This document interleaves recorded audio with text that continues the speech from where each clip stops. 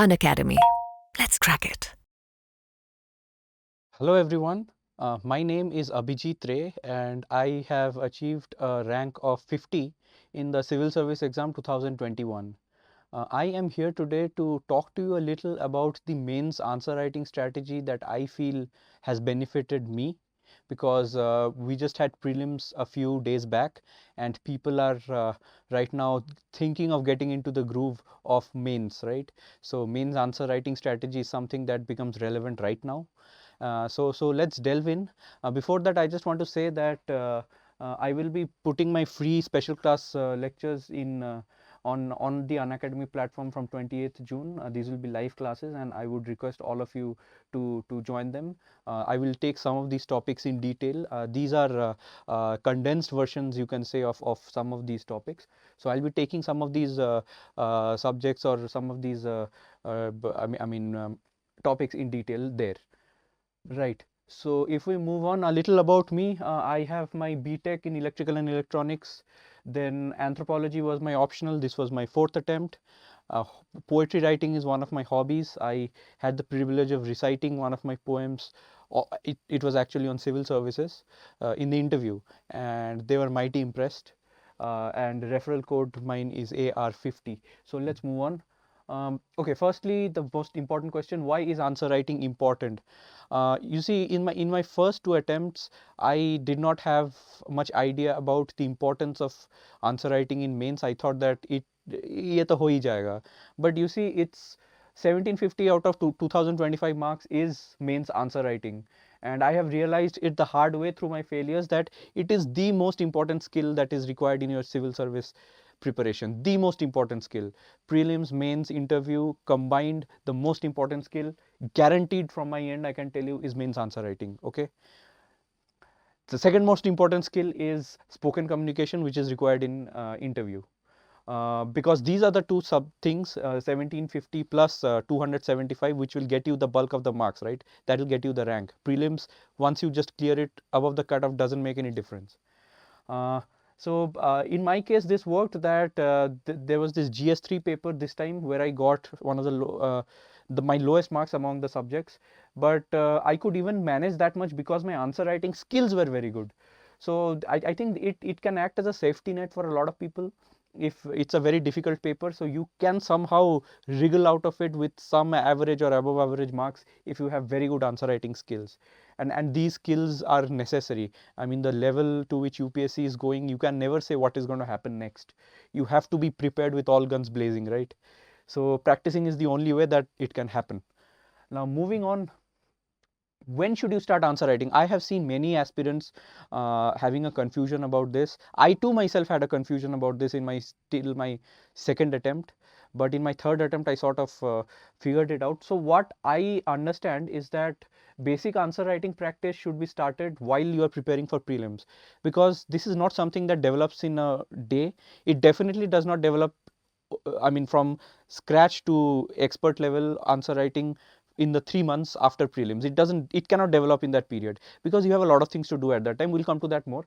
But basically what I'm trying to say is, while preparing for prelims, you should be doing the basic answer writing practice, just getting the hang of it, trying to fit stuff in the 3 pages or the 2 pages without missing a point, but without saying too much. So these balanced things will come only with practice, and the basic thing should be started right from prelims preparation.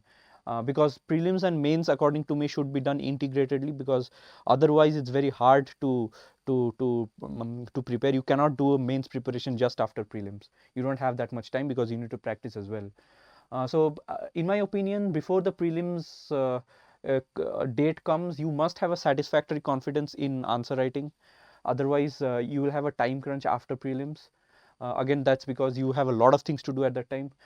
Revision of mains material and polishing of answer writing skills is required in the months after prelims. So basically, prelims to mains, that period, you have to revise your mains material and polish your answer writing.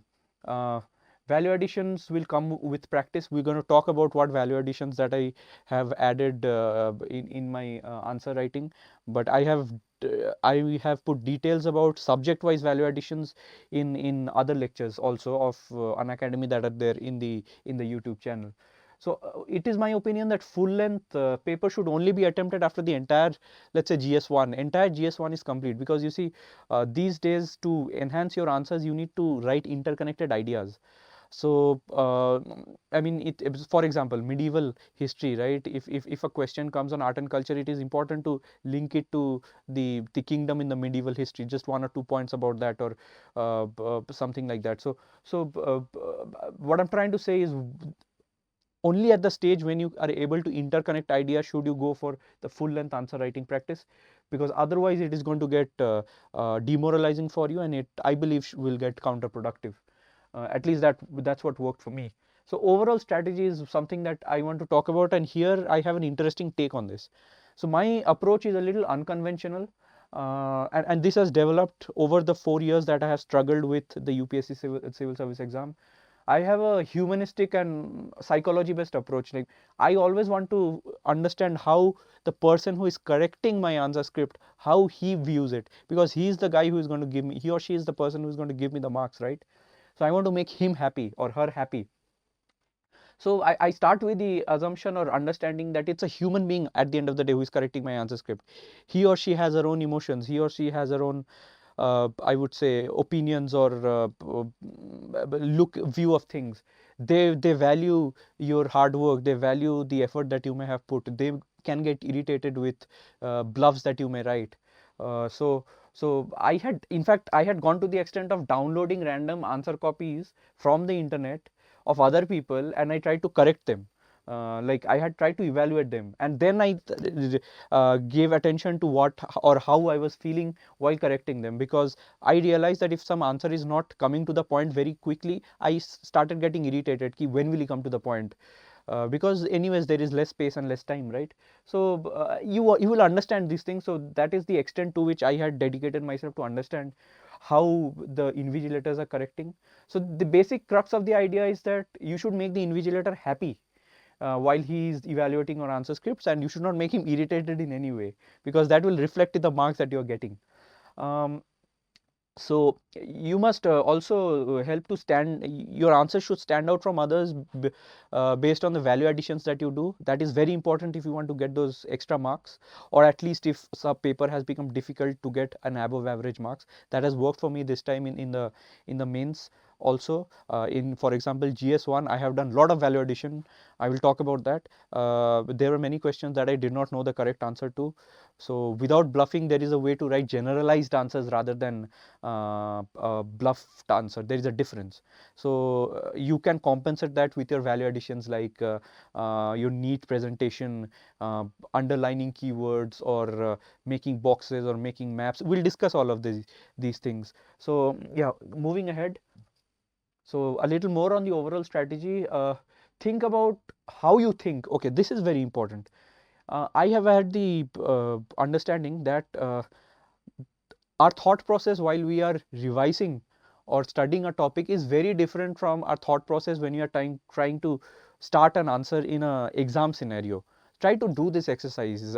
Try to think about how you're thinking while trying to answer a question, and mold your notes in the way so that you remember points in the way that you're thinking while writing the answer. I did this very effectively in my GS4 paper. So I boiled my notes down to 3 or 4 pages, and in a way that helped me try to revise very quickly. And that varies from person to person. So you have to think about how you think while answering a question. I mean, this may sound a little funny and unconventional, but it definitely worked for me. You can give it a try. So we must also realize that optional versus essay versus GS requires answers of very different kinds. I learned it the hard way in my third attempt. I tried writing generalist answers for optional paper, and I got general GS type marks also in the optionals. That is not something that you would want to do. So even within GS, there are some subjects like geography which are technically very heavy. Or let me put it this way, that if you put technical words in your answers in subjects like geography, then you will get rewarded, because there is morphology, there is precipitation. You say precipitation instead of rain. You say hydro or physiographic features or something like that. I can't recall many of the terms, but you understand, right? Whatever we study in prelims, those terms can be used liberally in GS answers, in geography type answers, which may require map work also. So since it's a very timed paper, not more than 3.5 minutes per page. I mean, you'll realize this as you keep practicing. GS4, I believe, will have the most time crunch, because you have to write a lot. It's very hard to write small answers in that. But again, with practice, you'll be able to write to the point, precise, well represented answers. But for that, you'll have to work really, really hard by practicing. The entire crux of this thing is you'll realize a lot of things to practice, and by keeping your eyes and ears open about how you are approaching writing an answer. Remember that the end goal at the end of the day that you have to do on D-Day is you have 5 days with 2 papers each, and each paper is 3 hours. So it's physically and mentally exhausting. Trust me, it was the best experience, one of the best experiences of my life, trying to know or get to know new things.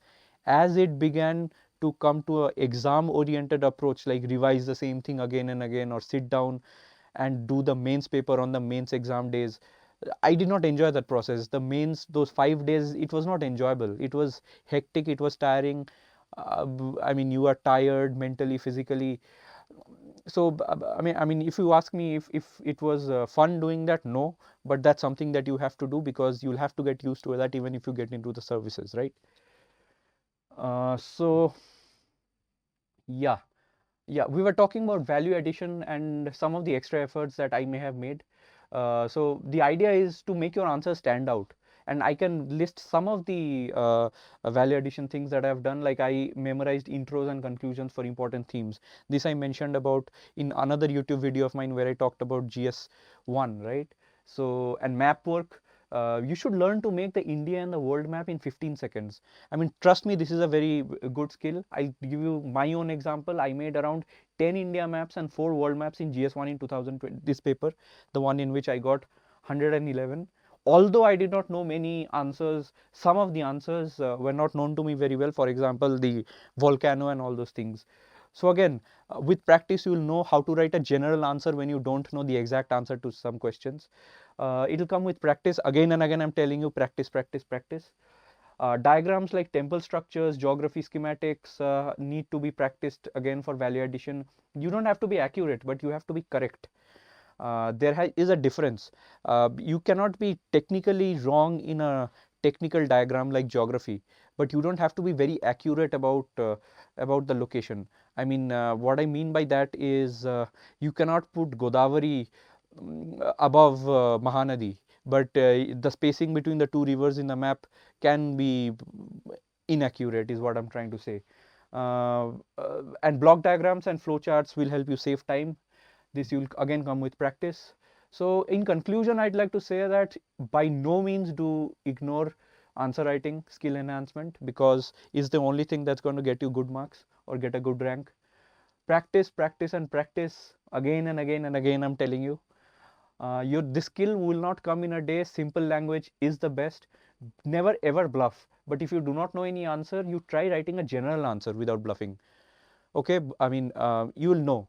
I had the, what should I say, the urge to bluff in my GS3 paper where a blue LED stuff was asked. I did not know, obviously, the answer.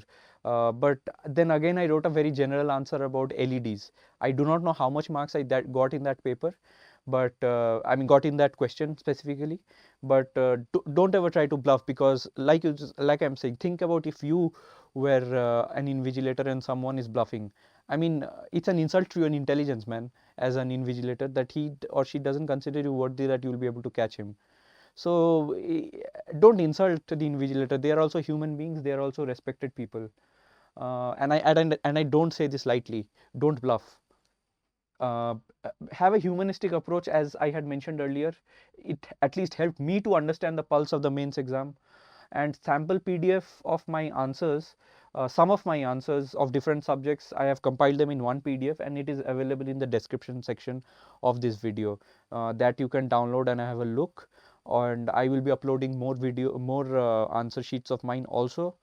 But the basic crux that I want you to take home is not to ignore answer writing of mains, not to ignore practicing, and I mean, revise and practice cycle is very important. That is the most important thing that you should focus on after your prelims. Not keep anything new to be studied after your prelims, right? And this is specifically I'm saying for the new aspirants who want to have a strategy. It is my opinion that it is best to not have anything new to study after your prelims. Okay, so final slide. You please subscribe, share, and like. And thank you very much for listening to my humble presentation. I just want to say thank you and all the best to everyone who is going to give mains this year or next year or anytime soon. Look, the exam is getting unpredictable. Mains also is getting unpredictable. You see essay paper, right? They asked all the essays as a subject, philosophical essays. There is no way that someone can predict or someone can be fully prepared. The only thing that you can do is get your basics right, do your part to the fullest extent. That is your job. The rest you leave up to the Almighty, and the Almighty is a generous being. uh, I know from my experience. So if you do your part well, if you are honest to yourself, then he or whoever is up there uh, will reward you. Finally, I just want to say that don't get bogged down by the difficulties of this exam, because things are getting unpredictable and things are difficult. There is no doubt. Hard work is important. That is undoubtedly true, specifically for mains, the answer writing part, because it won't come in a day. There'll be days that you'll be thinking that no, I cannot do it. I have thought a lot, but if I could do it, then even you can do it. There is no magic formula, but it's not impossible. You just keep your head down, keep practicing, get your strategy right. There is no mandatory rule that you have to follow what I said. The basic thing is understand your own strategy, understand your strengths and weaknesses, and move ahead. Please follow anyone else also if you feel that they have something to offer which is applicable to you. uh, but either way, just be true to yourself, don't take shortcuts, and be honest. And I hope all of you do very well in your exams and also in your life also, because even if you don't crack this exam, it's not the end of the world, like I keep saying. So all the best, and thank you very much for watching. I will come back with another video on YouTube. Bye bye.